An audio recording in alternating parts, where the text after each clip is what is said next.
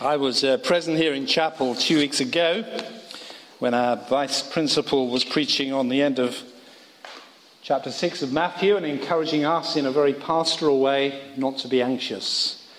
And I said to Peter this morning when I saw him, you were the pastor.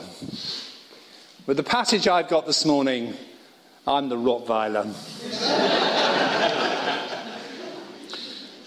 And probably the last pastoral thing I'm going to say before I really get going this morning is simply to say this. There are occasions, when you stand and preach, very often I found this happen to me, it's certainly true today, that when you're preaching to a group of people, you're deeply conscious, actually, you're preaching to yourself as well. And so with that pastoral comment done, we will begin. They say that a picture paints 1,000 words. And I'm sure some of you know this picture. It's one of a farmer who is surveying his estate, having just completed the shearing of his flock of sheep. He proudly surveys his work. And then the camera shifts down and you get a shot of his sheepdog that he has accidentally sheared as well. So half his coat is missing. And the caption at the end says, should have gone to a well-known optician. Pictures sometimes speak much louder than words, and advertisers know it well. Apparently that phrase, that a picture paints 1,000 words, was first coined by Frederick Barnard, whoever he was, apparently in 1921 in some publication or other. But it's become well known since 1921. But I have to say to you that Jesus got there first, by a long way. Jesus often paints pictures with his teaching, doesn't he? He does it in the parables, the parable of the sower, the wheat and the tares. You have these images before you that are designed to teach us things. Often the pictures that Jesus paints are bizarre in the extreme. So you try and imagine a camel going through the eye of a needle. And here is no exception. Here is someone trying to take a speck of sawdust, because that's literally what it means, out of someone's eye when they have a massive roof timber, because that's what it means, in their own eye. So how on earth can they see? It's bizarre. But the picture paints 1,000 words. At which point I'm tempted to sit down and not waste any more words, because the picture says it all and the meaning is obvious. Isn't it? Is it?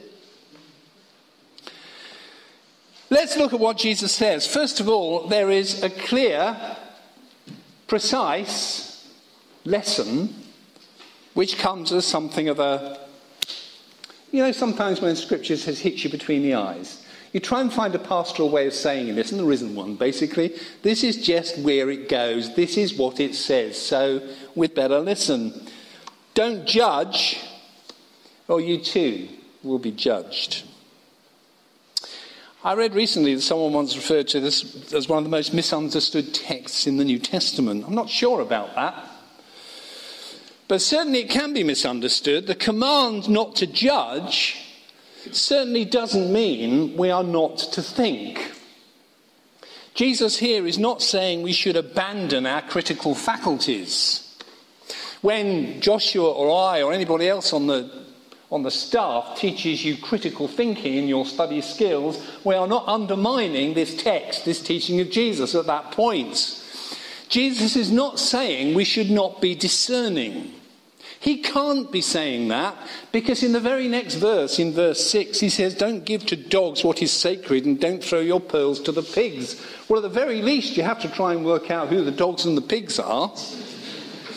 And I'm not going to do that, because Simon's doing that the next time in a fortnight's time. So I'll leave that wonderful decision up to him. But the issue is we have to be discerning. We're called, if you're going to be a church leader, one of the gifts you should strive for most of all is the gift of discernment.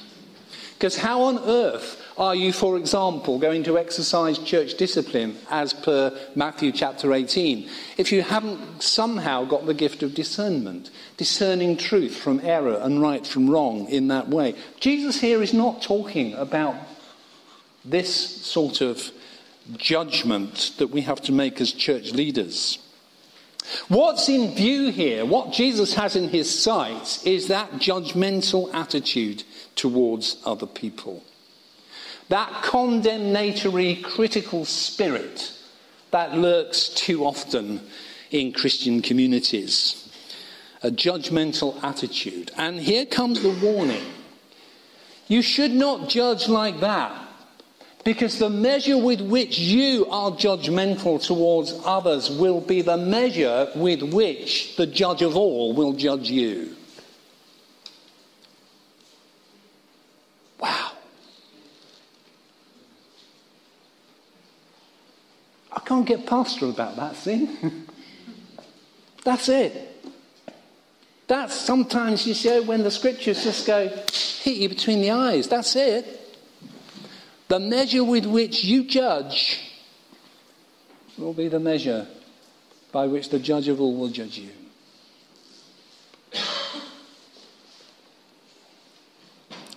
Jesus follows that with this bizarre picture.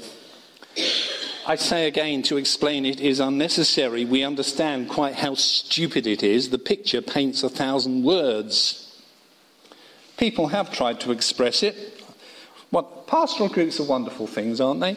A member of my pastoral group, they knew I was preaching on this today, and this morning one of them brought a CD by Doug Hawley. You know, Dougie Doug, of its great Brill, Wicked Skill fame. My church couldn't cope with that when I introduced that.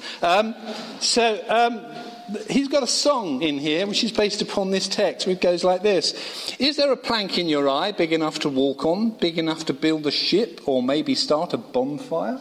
Is there a plank stuck in your eye? Stuck.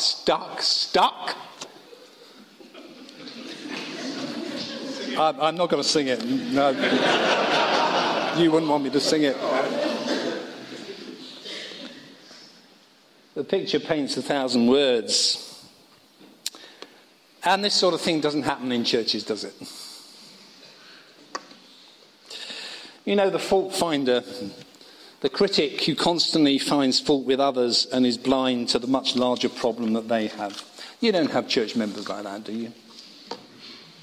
And you don't know ministers and pastors like that, do you? That's the picture. And then comes the charge in verse 5.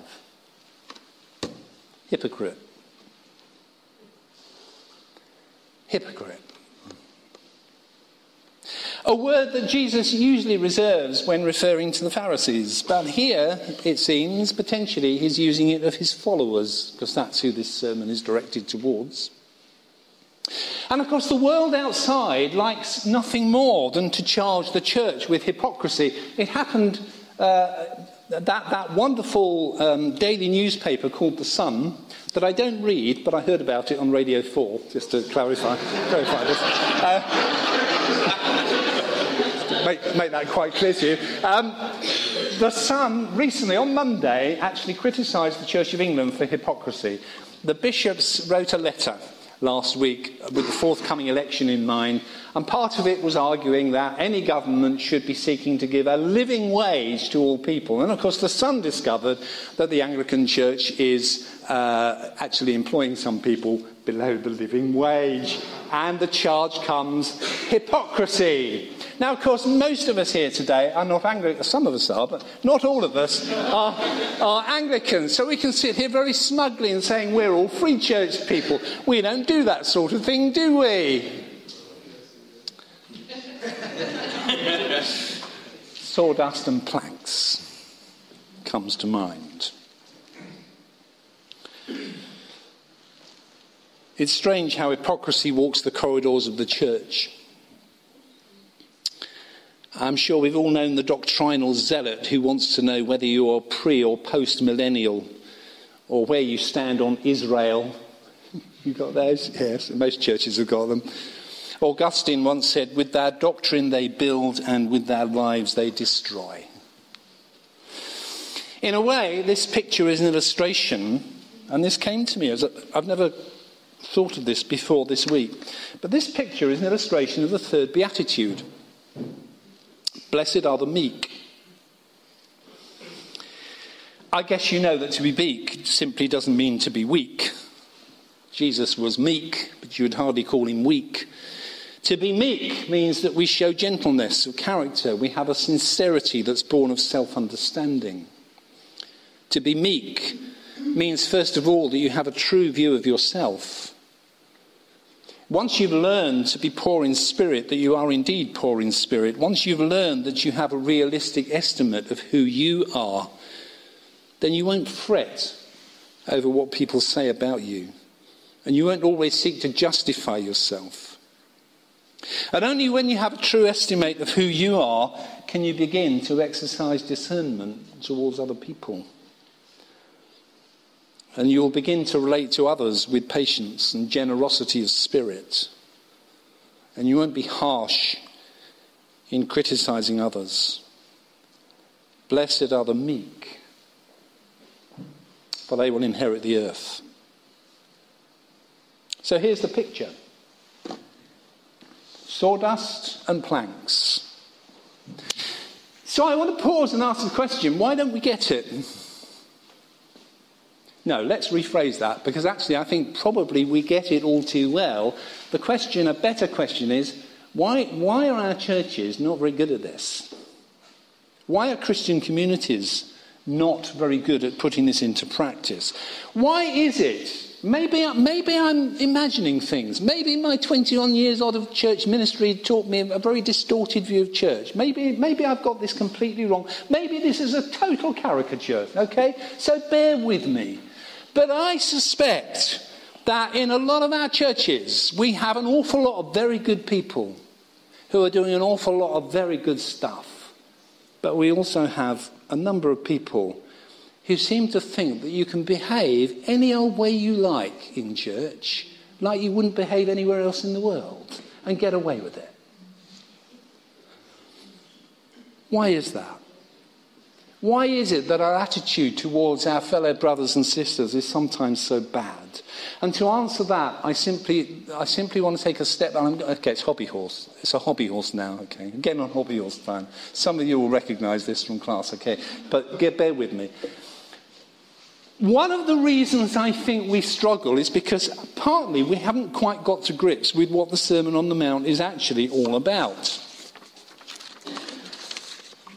This is not some kind of new law that Jesus is given. Jesus is not trying to turn us back into legalists.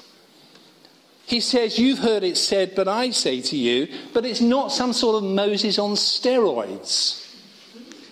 That is seriously to misunderstand it. And neither is it setting up, I've heard it preached this way, that the Sermon on the Mount sends up some sort of impossible ideal that you can never achieve, so you all discover that you're miserable sinners and you come back to the foot of the cross in repentance and tears and so on and well. And nonsense. Jesus doesn't teach like that. No, the Sermon on the Mount has to, in my view, has to be understood as a community ethic. This is what a community that dares to call itself Christian should look like. And the reason we struggle, I dare to say, is that we don't do community very well. We don't actually do church as community very well. Now, no, bless you, some of you are struggling with this, and you know all about this. But the reason for this, I blame Martin Luther. No, actually, that's not fair, because generally, I'm a Protestant, really, and so Luther's generally a good guy.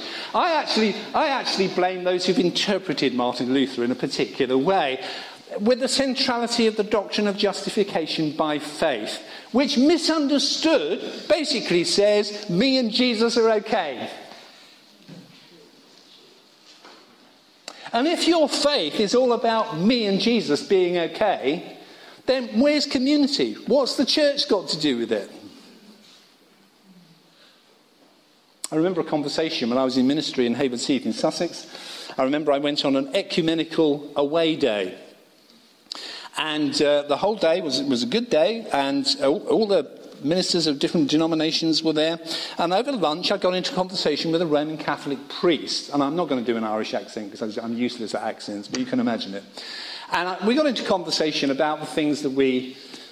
And we shared and whatever. He started off by saying, the thing that I like about you Baptists, he says, the thing you and I have in common is at least we believe the Bible. Now, you need to understand the Anglicans in the town, but I won't say any more about that. Sorry.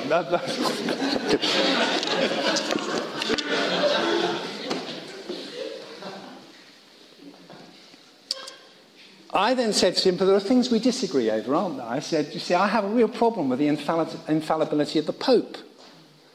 And he looked at me and he said, he said, not many of us believe that these days.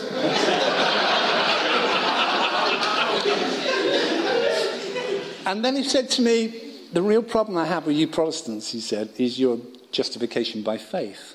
Well, I said, why is that? He said, you just believe in Jesus and everything's okay and you live your life any old how you like. And I said, that's not what I believe.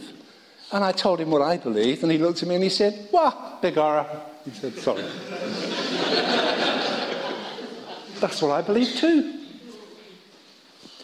But there is within certain evangelical, dare I say, charismatic, Pentecostal circles, this thing that is me and Jesus, that me and Jesus are okay. And so we lose this sense of community. I have to say to you that actually the doctrine of justification by faith is rooted in an understanding of community. Abraham, the call of Abraham, when God said to Abraham that he believed the promise and it was credited to him as righteousness, Genesis chapter 15, yeah? What was the promise that God gave? That he would be the father of a nation, of a community, of God's new community, of God's community of people. So the promise, the crediting of righteousness, has everything to do with him believing the promise about the forming of a community. Justification has always got a communal dimension. Hobby horse nearly over. And if we think that actually our faith is all about just me and Jesus, then we misunderstand the teaching of Jesus in the Sermon on the Mount, and we miss the meaning of this passage here. And sometimes the image that we portray to others betrays our own lack of understanding of what it means to belong to a Christian community. A community that's called to behave differently. A community that's not quick to criticize but demonstrates meekness, gentleness and patience. A picture paints 1,000 words. So here's some pictures. When you encounter that person in your church who constantly gives you grief, and I know, for many of you, you've got someone now in your mind.